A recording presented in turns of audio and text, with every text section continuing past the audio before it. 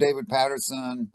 Uh, Welcome, everyone. It's my great pleasure to introduce Elliot Chodoff, IDF retired major political military analyst who specializes on the Middle East conflict. He has published papers, presented papers analyzing terrorism and the Middle East. His articles have appeared in the Washington Times, National Post of Canada, National Interest, National Review, Front Page, just to name some of them. He appears regularly on I-24 News as a analyst and commentator.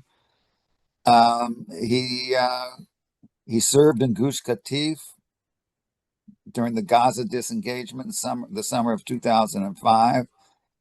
A couple of months after October 7th, 2023, he was called back into Gaza because of his expertise, and he knows as much about Gaza as just about anyone in Israel or in the world, for that matter. He's been a teaching fellow at University of Haifa. I had the pleasure of having Elliot as a colleague of mine at the University of Memphis, and hour by hour, things change, and there's nobody better than Elliot Chodoff to go to try to make sense of what's going on. Please welcome Elliot. Thank you for being here, Elliot. Well, just thank you. We'll do a Q&A after Elliot speaks for 30 or 40 minutes. Please send me your questions via the chat, and I'll turn it over to Elliot. Thank you. Thank you. I just want to make a slight correction in the introduction. I'm not retired. I'm active reserve, and I'm actually going to be going down to Gaza tomorrow morning for reserve duty, only for either a day or two for consulting work, but still current. They haven't let me retire yet. They need you. Somebody thinks so. In any event, what I want to do in the time that we have, and there's so much to cover that I'm going to do it in sort of choppy segments. First, deal with what happened in Qatar and what it means, what we think it means, because here it's one of those that all of this is ongoing and breaking, and with all of the danger of trying to analyze a dynamic, real-time situation in a region that can prove you wrong in moments. I'll try to make some sense of that. From there into the question of the hostages, the negotiations, and where we are with that. The expanding operation in Gaza, which we're apparently on the verge, I say apparently, and you'll see why I say it that way, of going in on a massive ground operation. And if I have time, a few words about the Houthis, but they're really sort of peripheral, if not constant, to all of this. So, starting with the attack on Qatar, I'm sure you all know the Israeli Air Force launched a strike against the mansion that Hamas uses for its leadership. The attempt was to take out the entire leadership of Hamas. A number of people who we've tried a number of times and have failed. And this is one of those happens. And Israel, the Air Force has been so successful over the past couple of years that it's almost shocking when this happens. But it was a case of the operation succeeded and the patient died. In other words, the strike was delivered perfectly, but apparently didn't get the targets. And the reasons for it are still murky. They were apparently not in the room. There's even a report by Ronen Bergman, and here I have to say parenthetically, I don't believe anything Ronen Bergman writes, but he said they weren't even in the building. The question is, why not? And the answer to that is it's anybody's guess. The fact that Elhia's son Elhiel, one of the leaders of Hamas, he was the deputy to Yahya Sinwar, but he left Gaza and he's living the good life in Qatar. But the fact that his son was killed because he was in the room that was targeted leads me to conclude that there wasn't a leak. In other words, there wasn't a warning. Because it's hard for me to imagine, although these people don't have particularly high value for their kids, it's hard for me to imagine that they knew that that room was going to be struck and he told his son to stay behind. More likely, they were skittish. They were being very careful. The reason that whole gang of them is still alive is because they have been very careful for decades, and they've been on the list for decades, the list you can only get off one way, and the list that Yahya Sinwar and Mohammed Sinwar and Mohammed Def and all the other leaders of Hamas in Gaza were on and were removed. The fact that they're still alive means that they are skittish, careful, they skip around. In other words, they knew that they were all supposed to be in this room for a meeting, and it's perfectly within reason to assume they said, you know what, if they think we're all going to be there, let's be somewhere else. So, from a mission point of view, apparently, and I say apparently because it's still not 100% clear, it's a lot of rumor. None of them have appeared in public since the strike, although that makes sense as well. They don't want to give Israel a second chance. But on the assumption of what seems to be coming out, that it failed, that's one of those, you know what? There's a saying in the IDF, the only people who never fail are those who don't try. So many, many successes. And this one apparently didn't work. However, there's some peripheral information or consideration on this that's very, very important. One is that the word has been put out, you are not safe anywhere. If you thought you were safe, as Ismail Haniyeh thought when he was in Tehran, and we took him out there, if you thought you were safe in one place or another, now you need to know that you're not safe anywhere. This is more than just a moral statement, because if they are alive and scattered, they are leaving absolutely no signature whatsoever. That means that they're not in contact with anybody. If they are in contact, it's on a very, very low level of trusted hand message passing emissaries. It makes it very, very difficult for them to run an organization. The fact that it was done while negotiations were going on, and that's made a lot of news and noise, we should keep in mind that these negotiations have been going on for years. They had every indication that they were going to continue going on for years. The press likes to say, oh, they were on the verge of a deal, that's why they were struck. Simply nonsense. And the best indicator of that is that the leadership, the Israeli political leadership, across the spectrum, Benny Gantz, Yair Lapid, Avigdor Lieberman, those who are not in office now, like Naftali Bennett, the president of the country, all supported the strike in retrospect. The only serious character, I say serious in quotes, who just yesterday gave an interview to Al Jazeera saying that Netanyahu should be arrested for the strike and apologizing for it, was Ehud Olmert, but I don't pay a lot of attention to ex-cons. The fact that, once again, that across the spectrum it was supported gives an idea that the idea behind the mission, the point behind the mission, was pretty much politically universally accepted. The Qataris are making a lot of noise about it, of course. The Arab world is making a lot of noise about it, of course, but it's noise. The strike was not on Qatar.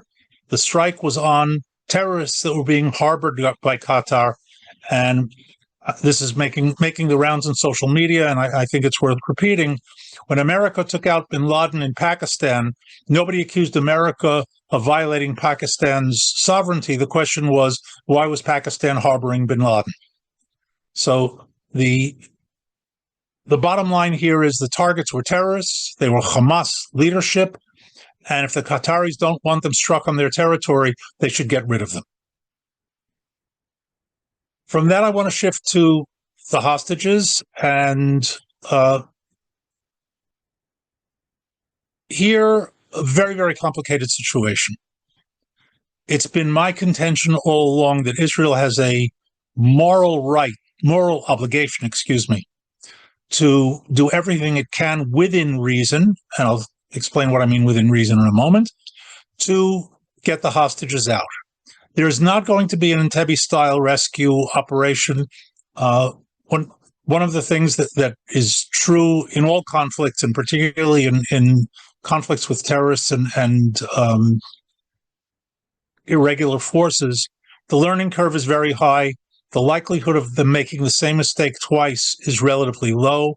The mistake at Entebbe, from the terrorist perspective, is that all the hostages were being held in one hall, which meant one operation got them all out.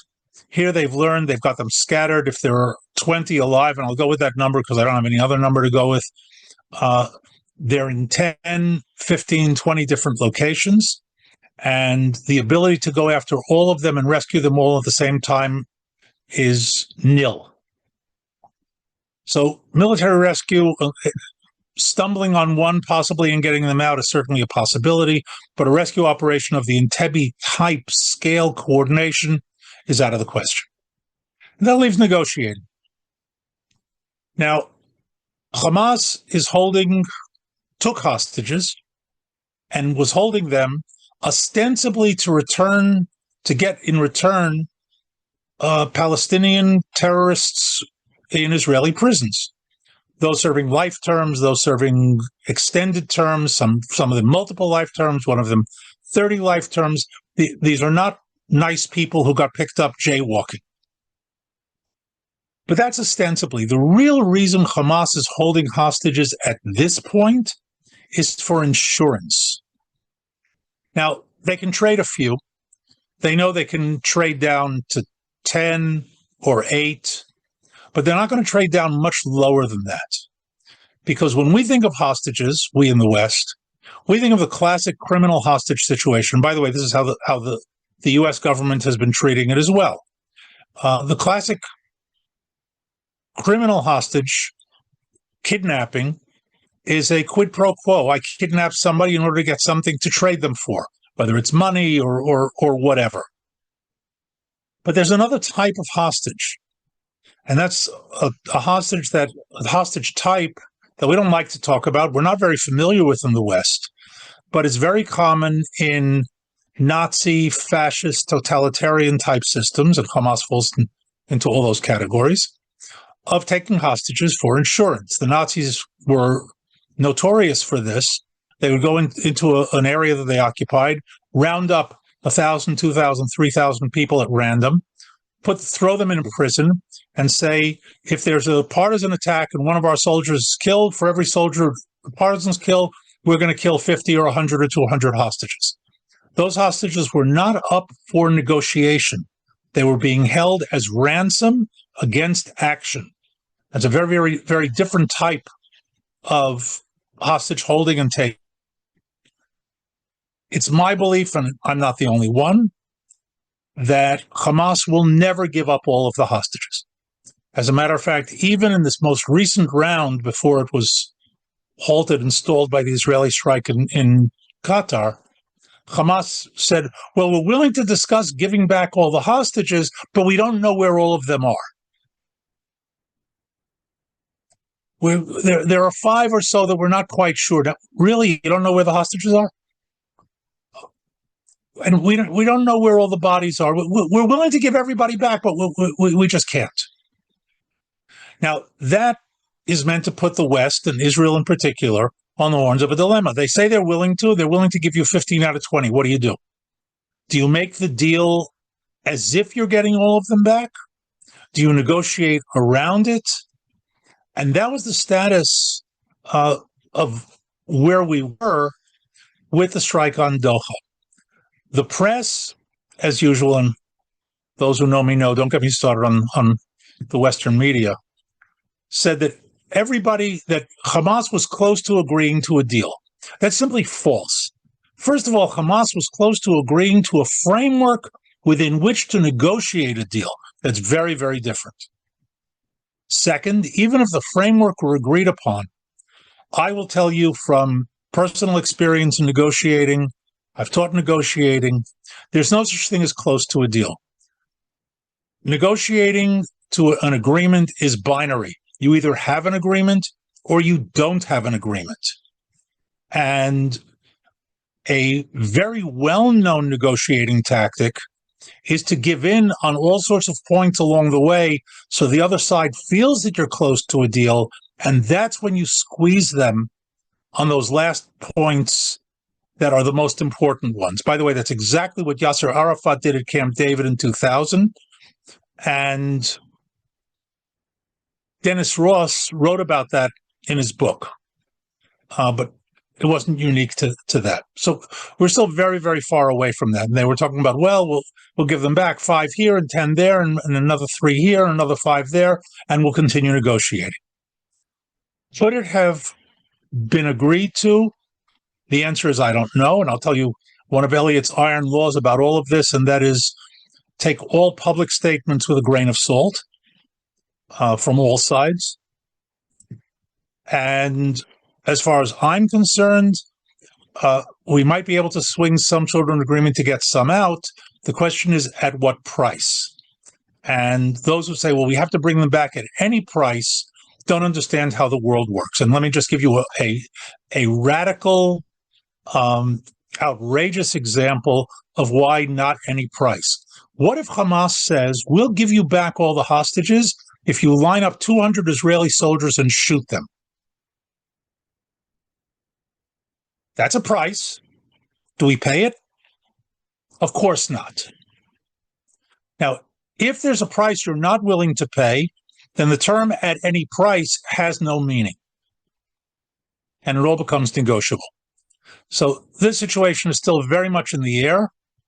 And as I said, with all of the noise around out there, the ultimate responsibility for the holding and not releasing the hostages is Hamas, and that's something even the American government is very, very clear on. Next, and perhaps most upfront now in the news, is the operation that we are apparently on the verge of launching into Gaza, and I want to break that down a bit. We've been operating nonstop in Gaza since we went in the end of 2023. At varying levels and varying stages. We have degraded Hamas greatly, but to understand the degradation of Hamas and what that means, we have to understand that Hamas really has, I'm going to call it 3 sort of tiers or 3 levels of power. Its highest level was its military power. It was organized in battalions, brigades. It had logistics, weapons production, a missile system, warehouses, communications, intelligence, centralized and bases, this massive tunnel system. Much of that, and I don't believe any of the percentages, because statistics never lie, but liars use statistics. But much of that on a macro level has been degraded. In other words, the battalions have been smashed. Much of the physical infrastructure has been destroyed. How many of the tunnels in terms of kilometrage are left, I don't know, and I don't think anybody else does either. But for all intents and purposes, the Hamas terror army that existed on October 7th doesn't exist anymore. Now, can it be rebuilt? Yes, absolutely. I'm giving you a snapshot of where we are now, September 2025. The second tier, down from the level down from that, is Hamas as a guerrilla organization. And the minute they saw their military organization essentially being smashed, they shifted to guerrilla warfare. A guerrilla organization is much more difficult to destroy. See note to Vietnam, Afghanistan, Iraq, France, in Algeria. I can give you a very, very long list. A strong military does not necessarily have an overwhelming advantage over a guerrilla opponent, especially in a small area, especially when the military shifts into a more static role. And what's happened today is that the IDF, with all of the talk of going into Gaza City, the IDF has basically been sitting for months. Now, there's a good reason for that. Gaza isn't all that big. There isn't that much movement that you can do. You can move forward a block here and 2 blocks there, but essentially you're holding territory rather than moving. And there's simply a basic rule. And again, one of Elliot's iron laws: he who sets the pace wins the battle. When you stop moving, you hand the initiative over to the other side. And we've already done that. I'm not saying that critically, I'm saying it analytically. In other words, this is the nature of the beast of moving into an area like that and fighting in that fashion. Add to that the fact, and this is something that the Chief of Staff, Zamir, has been saying implicitly and explicitly, and why he's stated clear opposition to this operation, and I agree with him. The IDF is fatigued. Now, there are a lot of reasons for it, going back to horrific strategic decision-making over the previous decade. I'm talking about the decade prior to October 7th. But once the war broke out, the success-failure sort of phase of the IDF became essentially a two-level or or bipolar kind of a situation.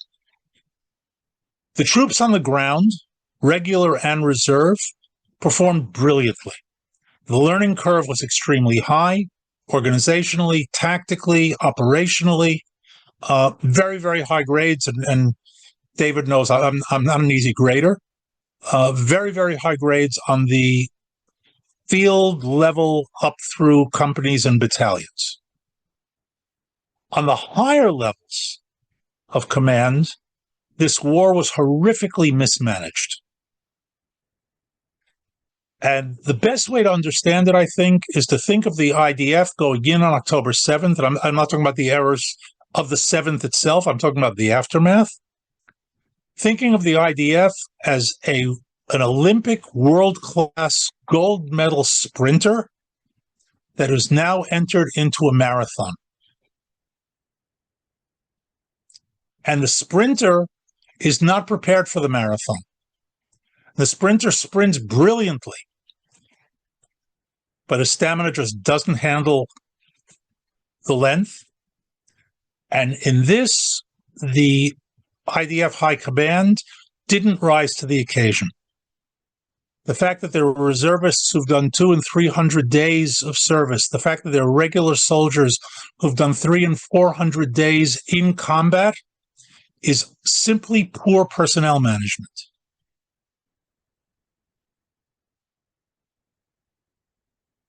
The failures of preparing for this war are now also becoming apparent. And I'm going to tell you things that are not public, but they're not secret. The tank corps has less than 50% of the ammunition that it needs. Tanks themselves have reached a breakdown point of lack of maintenance that the only reserve brigade with Mark IV Merkava tanks is being stripped of those tanks in order to give to the regular army because the regular army doesn't have enough operating tanks. I can go on, but I think you get the picture. What the Chief of Staff is saying is, I need a year to rebuild this army. By the way, I think he's being optimistic, but a year would be a good start. Reorganize it, rebuild it, rest it, rethink it. By the way, the IDF is not very, very well trained as an army in counter-guerrilla warfare. There are units that are. There's some units that are brilliantly trained, but the army as an army is not. And what we're seeing, and we've seen it over the past month or two, is a significant increase in casualties in Gaza as a result of fatigue and not being prepared for this type of fighting. And the most recent one this past week, the same day as the terrorist attack on the bus, 4 soldiers were killed in a tank that was sitting in the outside of an outpost. And here I will tell you, a tank that is sitting is already a mistake. Tanks are supposed to be moving. The fact that it was not being covered by infantry is a tactical error. And the reason it happened is one or two of two things. One, that they're not prepared to fight this type of a fight. And two, as General Patton famously said, fatigue makes cowards of us all. Elliot's commentary is fatigue makes us sloppy. And sloppy on the battlefield gets people killed. So that's where we're standing with that. We've been striking more heavily. We've been taking out buildings. My belief is that some of that is to put pressure on Hamas to perhaps come to their senses and come to some sort of an agreement. But if they don't, the army will go in, and I'm not going to predict, but it looks like it's going to be a long, hard slog, because there are only two options here. Either going very heavy and very fast and lose lots of people, or going slowly, methodically, as we did in the first round going into Gaza, and it's going to drag out. And we may not lose lots of people, but we're going to lose a bunch of people over time as fatigue again sets in. So that's what I'm looking at, and many things when I analyze these situations, I hope I'm wrong. Last but not least, just a couple of words about our Yemeni friends, the Houthis. Here again, we're faced with a classic terrorist situation. They're sitting in Yemen, lobbing ballistic missiles and drones at us at a drip drop pace, but that's just enough to keep people on edge, to send millions into bomb shelters and the like. In other words, the overall damage being done, and I don't belittle any damage, but the overall damage from a military perspective is minimal. But waking up 2 million people at 3 o'clock in the morning has a huge impact on the population. And we're in the situation of having to strike back, and we've struck back very, very effectively against an enemy that really doesn't care. And here I'll put the Houthis on the same footing with Hamas, and that is that in regular warfare, normally what happens at a certain point, sometimes it's very late in the game, but at a certain point, a government realizes we have lost and there's no point in taking any more damage. I don't want my population to suffer. I don't want my infrastructure to suffer. Adolf Hitler was an exception. But other than that, at one point or another, a side surrenders. Hamas, the Houthis, radical Islamic jihadis are simply not going to surrender. They just don't care. And we are now in a situation where a strategy that has been built on coercion, convincing your enemy to quit, which has been the hallmark of Western strategy since World War II, either deter them, convince them not to start, or coerce them, beat them up enough that they quit, is simply not going to work against Hamas, the Houthis, the Iranians, and assorted others. So that's where we stand here. Not a very pretty picture, but this is the Middle East and Jewish history. And that's the snapshot. And maybe in a month I'll be able to tell you something different. But here we are at the moment. Thank you. David? Thank you, Elliot. That was brilliant, deeply insightful. And I think your analysis is quite accurate for what that's worth. So I think, yeah, as usual, as always. We do have a question already from Emmanuel Rund. Emmanuel, would you like to? Yes, can you hear me? Yeah. Yes, I can. Okay, greetings from Emmanuel Ron in Jerusalem, and also Sandra Alfonsi. Greetings to you all, and we hope to see you in Dallas at some point soon. My question is, I heard that President Donald Trump told the Qatars, and Qatars is Hamas, and Hamas is Qatar, 10 minutes before the attack, that the Qatars were told about it. My opinion also, what do you think about the October 7th, that there were some Israeli traitors, high rank officers, like chief of staffs, those who graduated Wexner, and others who dealt with the Hamas, that they will let them attack Israel in order to put down the Bibi Netanyahu government. And the Hamas took the whole hand instead of one finger and did a much larger war. And the other question is, since many Gazans want to live, what's the possibility of dropping them on Iran's soil in one of the deserts? Since they pay them to fight the Jews, now they should pay them to survive on their soil. And thank you for the great lecture. Thank you, Emmanuel. Okay, let me see if I remember. If not, you'll remind me as I go. First of all, as I said in my presentation, I don't believe that the Hamas leadership was informed in advance because they were if it was 10 minutes, 10 minutes is a very long time. They would not have left, he would not have left his son behind.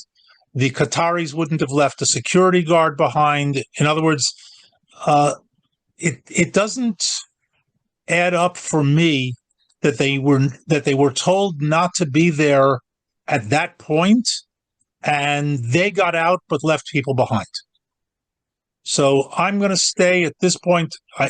Here again, we have to wait to see more information coming out. But I'm going to go with they were skittish. They went out to pray. You know what? Sometimes in these things, just randomness makes a difference. The sniper who's aiming and at the last moment the person goes like this, and as we saw with the attempt on Donald Trump, and there's no predicting that. I don't buy the traitor argument of October 7th at all, for a few reasons. First of all, I have too high a regard for the integrity of military professionals. Could there have been an individual? Individuals can always be. Could the system have done it? And here, let's understand, the traitor theory has to include the chief of staff, the head of intelligence, the commander of Southern Command, and the commander of the Gaza division minimally. And if the commander of the Gaza division was part of it, why was he on his base when it was attacked and overrun? If I were him, I would have been somewhere else.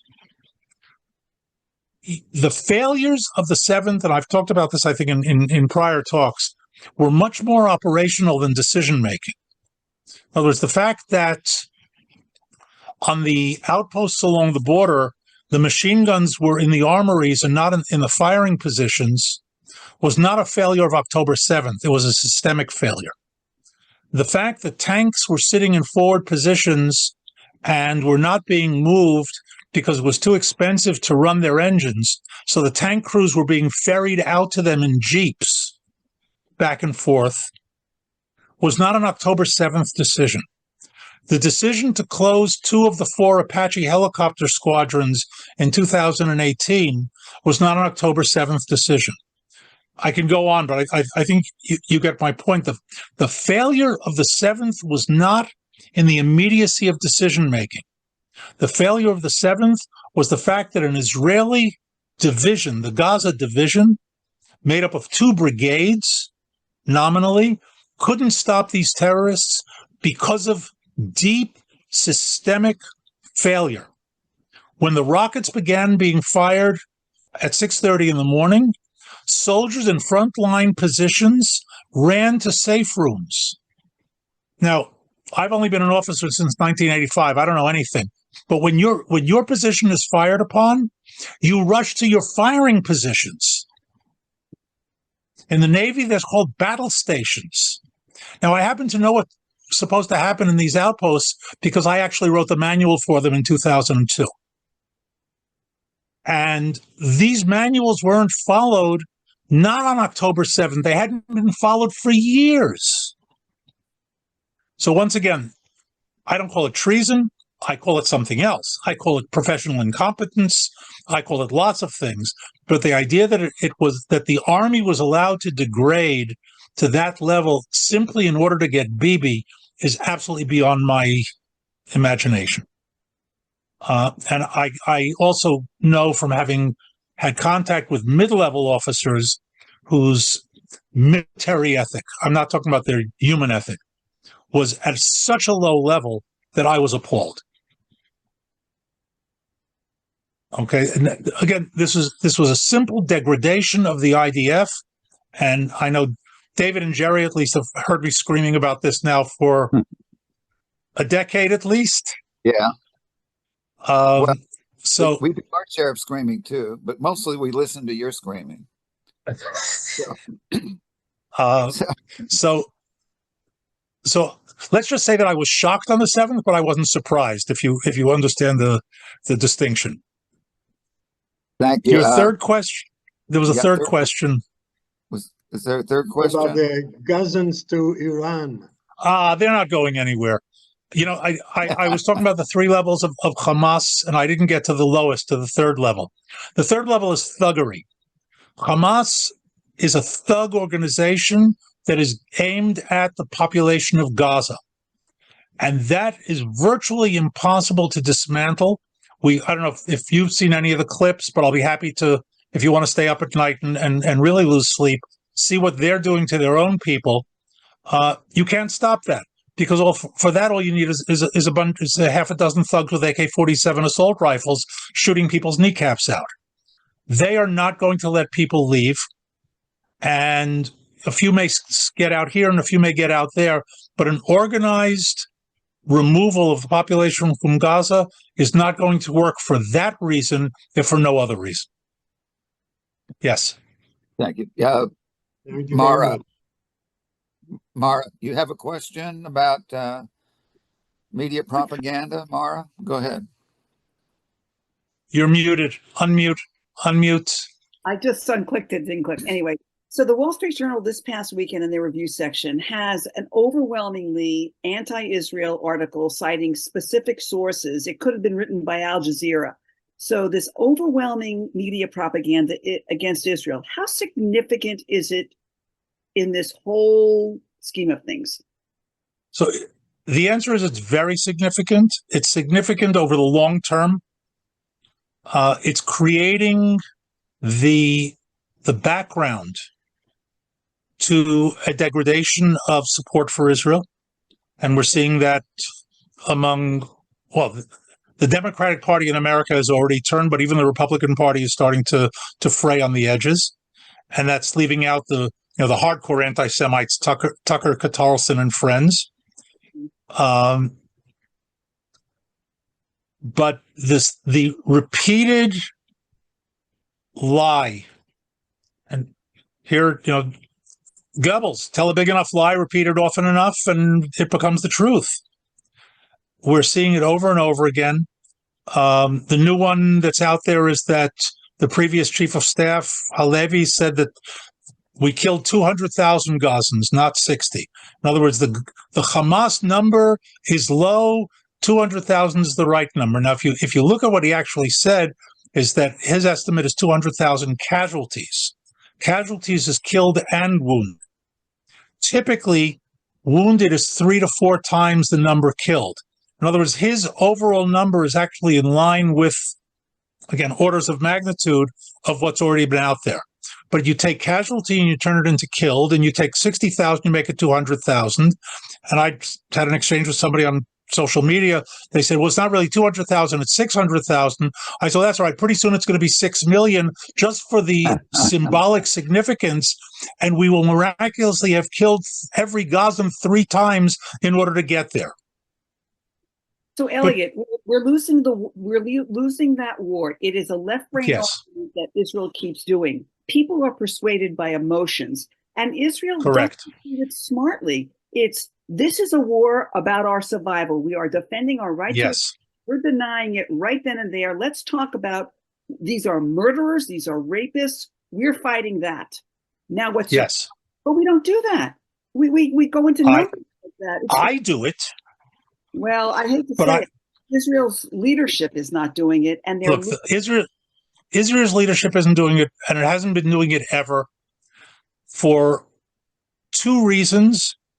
And once upon a time, many, many, many decades ago, I was the information officer at the Israeli consulate in Chicago. I'm talking about 1979, 80, 81, 82. And what I saw then is what I see now. And here again, I'll cut to the chase, the bottom line. Israel fails for 2 structural reasons. Structural reason number 1 is that the body that's responsible for information is the foreign ministry. The foreign ministry is simply incompetent at this. And there's a good reason for it, by the way. There's a structural reason. The foreign ministry's job is diplomacy. Information war is warfare. They don't think that way. You can't be a diplomat and a warrior at the same time. You know what? In the legal field, you have litigators and you have negotiators. If you want to negotiate, you don't bring a litigator. And if you want to litigate, you don't bring a negotiator. It's really not that complicated. The other part of it is that for it to really work well, they need to bring in, I'm not looking for work, but they need to bring in people like myself, freelance and given free rein. And they're never going to do that because people like me who are effective calls them as we seize them.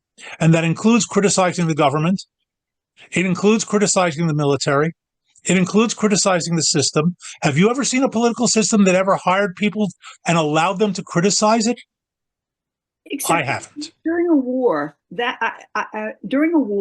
you have to have what you said. Under the Ministry of War, you have a spokesperson. And that person cannot, see, that's useful propaganda for the enemy to criticize the government. That is not the time or place to criticize the government. On the contrary, I can criticize government decisions. As a matter of fact, it increases my credibility. But not under war when you're talking propaganda, fighting propaganda. Also under war. If I can just as I said earlier, I think this war was mismanaged. That's a criticism. That's past tense, though. Right now, this 6 seconds, we've got hospitals. It's a different. It's all past tense. I can understand it, but I can look back and say, you know what, that was a bad decision. No government will allow you to say that even in retrospect. Because they're looking forward to the next elections. And by the way, I'm not being specific to this government. I'm talking about across the boards. Okay? You may notice that the guy in the White House right now, and I don't want to get into American politics, isn't open to having people criticize him. Mara, you have one more question about... What are the chances of Israel changing its law so Palestinian murderers are not being held in their prisons, in Israeli prisons, to be useful as hostages in negotiations? You mean summary death sentences? Yeah, you kill somebody, the death sentence. Okay, but not fair enough, and I'm in favor. But we're still going to be holding plenty because not everybody arrested is arrested for murder. So you're not going to execute them for involvement in a terrorist organization. You're not going to execute them for most of the things that we're holding them for, throwing rocks. Okay, then 1 for 1, not this 25 Palestinian criminals for 1 Jew. Once upon a time, we didn't negotiate at all.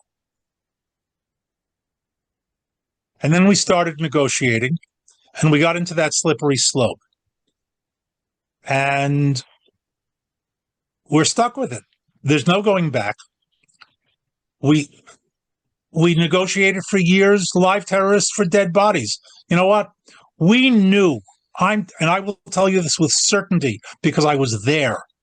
We knew in July 2006 that 3 soldiers who were taken were dead. The 2 soldiers, I'm sorry, were dead.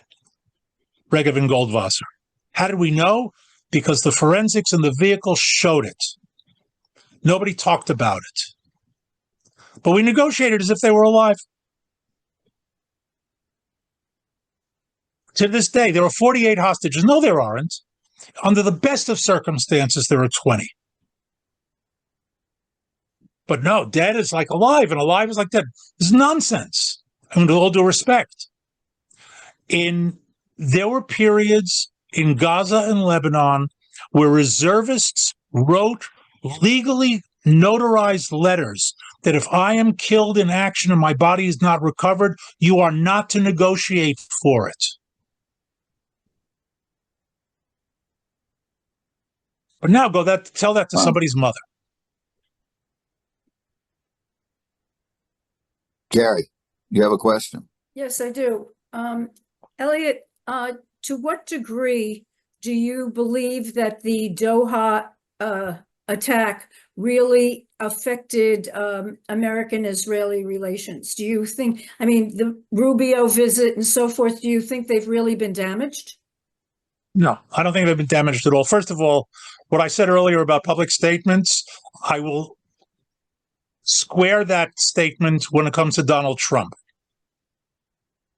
Okay? I take nothing he says in public at face value, because that's the way he operates. And you know what? Is it good or bad? I personally think it's a poor way of managing world conflict. But it's his style, and that's what he does, and we need to know it. So he says I'm against it, but he's really for it, and he says he's for it, and he's really against it. And his actions don't match his words. So far, we haven't seen any ramifications from America. I would say the greatest problem with the Doha attack with Trump is that it failed. Trump's number one criterion for support is success. Mhm. And if it's a really good success, he'll take credit for it. See note Iran. Okay. And so he doesn't want anything to do with this one because it didn't work. Okay, fair enough. But we're not seeing a weakening overall of support for Israel. A lot of things have gone on that I'm not happy with. The private negotiations with Hamas by Biller and Witkoff, who seem to think that these guys, they're not such bad guys, or maybe they are, but their coffee is good or whatever. But all in all, I think we're seeing a pretty solid, very solid support from the administration, and the Rubio visit is part of that. In other words, he's coming on the one hand and said, we're going to have to talk about it, but American support is 100%, and he's going through all the symbolic motions, let's put it that way, that show that, in contrast to certain previous administrations, which remain nameless. Thank you. Okay. Mara, you have one more? Yes. So I don't believe the media, like you say, anymore. I mean, it's all propaganda. Even the Wall Street Right. Journal, I have a letter to the editor. All of them. Horrible, horrible. So what is the true situation on the ground with Israelis regarding the war? What can you tell us? It's mixed. First of all, there are as many opinions as there are Israelis times something.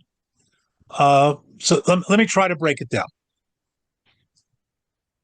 First of all, we have the demonstrations, which are a conglomerate at this point of hostage friends and families, the anti-Bibi crowd, and the far left anti-war, we're committing genocide crowd, that are all riding the hostage bandwagon. And along with them, I don't want to call them useful idiots, but the people who sincerely want to see the hostages home and are caught up in that it's like the good old days of peace demonstrations. How can you argue against peace? How can you argue against the hostages coming home? You can't. And it's one of those, conversation stoppers. We have a real issue that, as I said earlier, the regular army and the reserve army are fatigued. It has not been handled well. We're beginning to see the outbreak of PTSD on a very large level that should have been dealt with way, way, way up front long ago, because PTSD is, if not preventable, it can be mitigated by early intervention. We've got personal situations that are devastating in terms of family breakups, in terms of businesses, the economic impact. The country did not pick up the ball on this one and go with it. The army didn't, and the country didn't.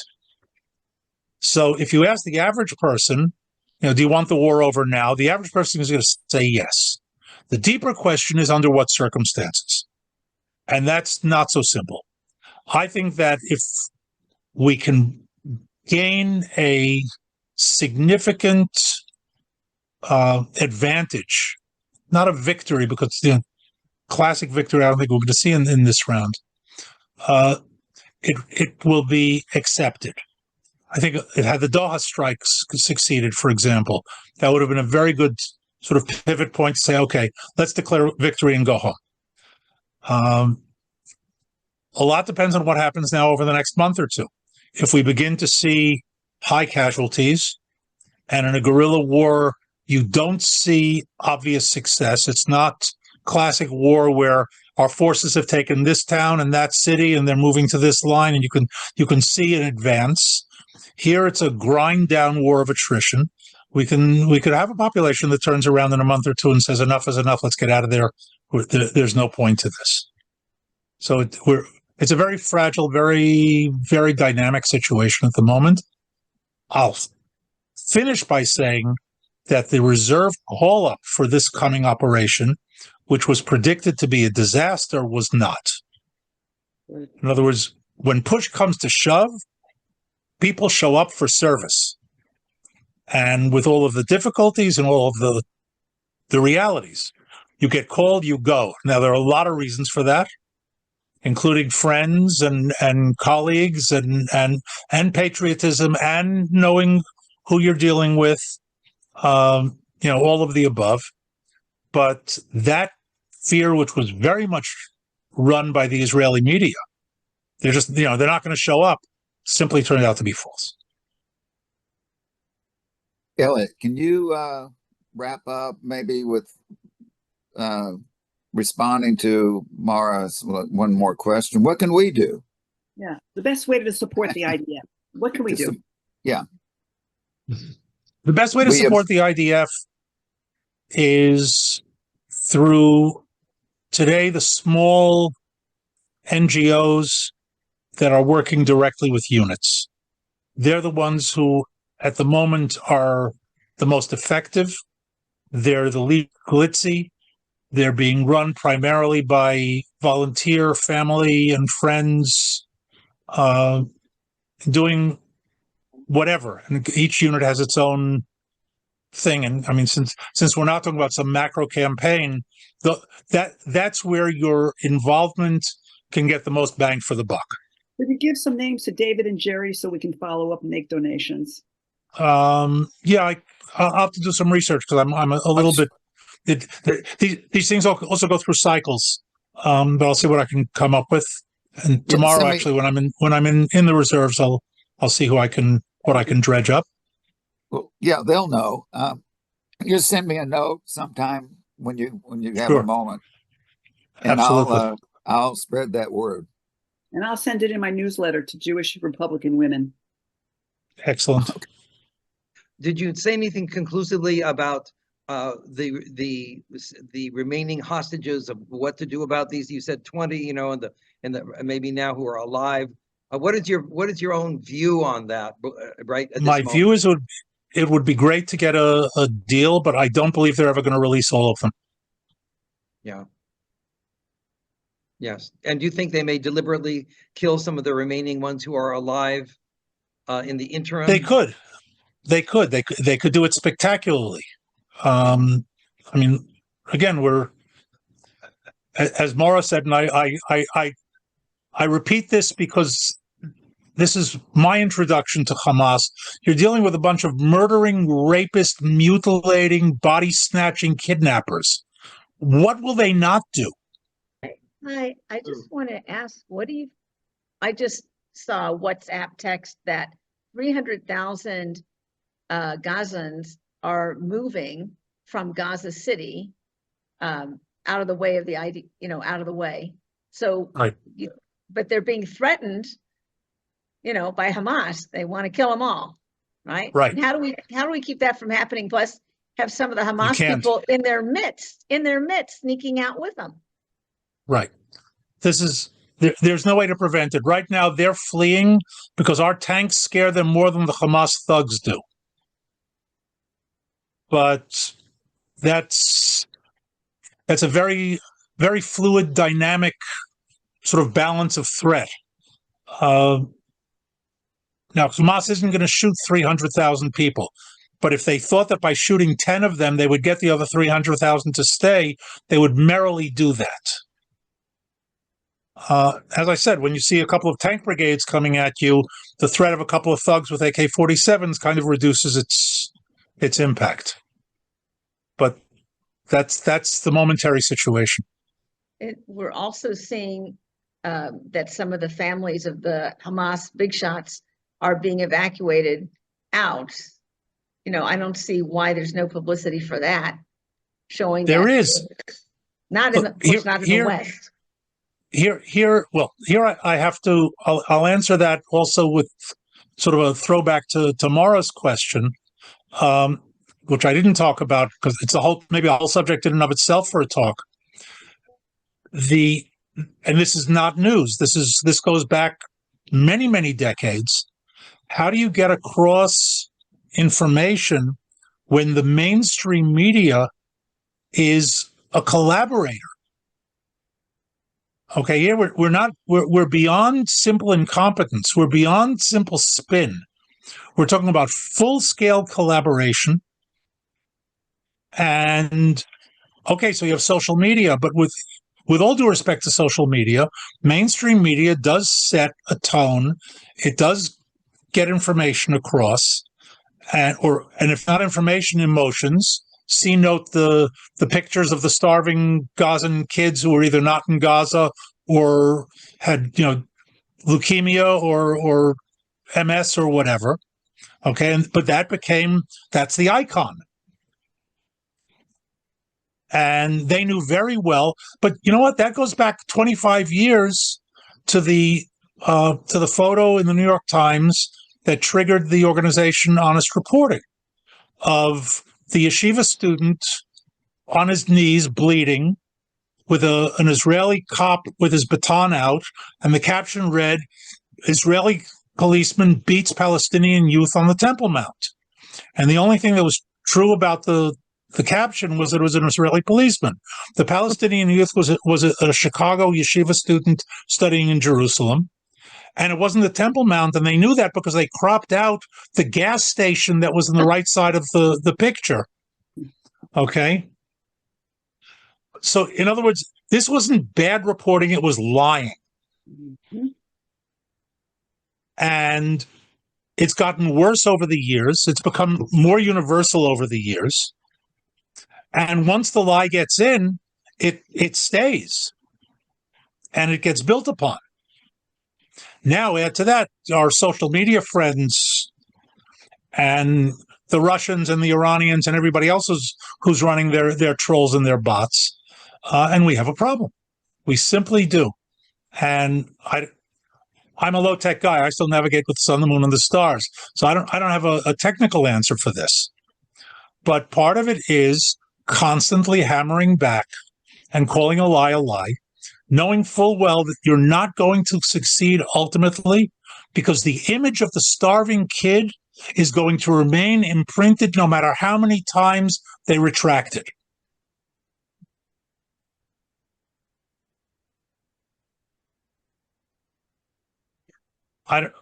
Yeah, I wish I had a better answer. there is no answer.